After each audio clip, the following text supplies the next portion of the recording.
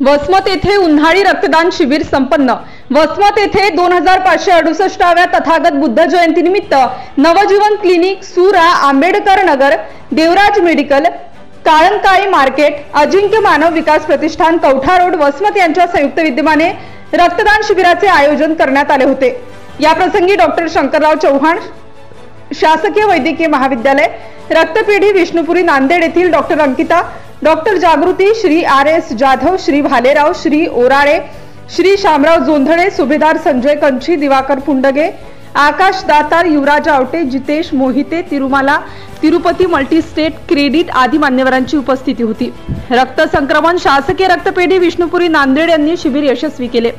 परिसरातील 40 दानशूर रक्तदात्याने रक्तदान करून तथागतास अभिवादन करून गरीब गरजू रुग्णास जीवनदान देऊन कुशल कर्म केले।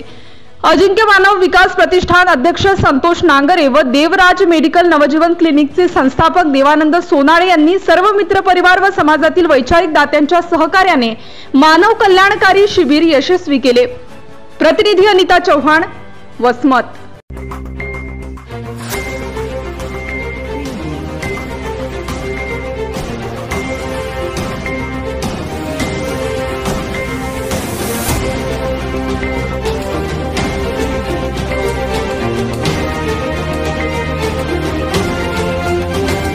ATV न्यूज, बातमी जनकल्याणाची।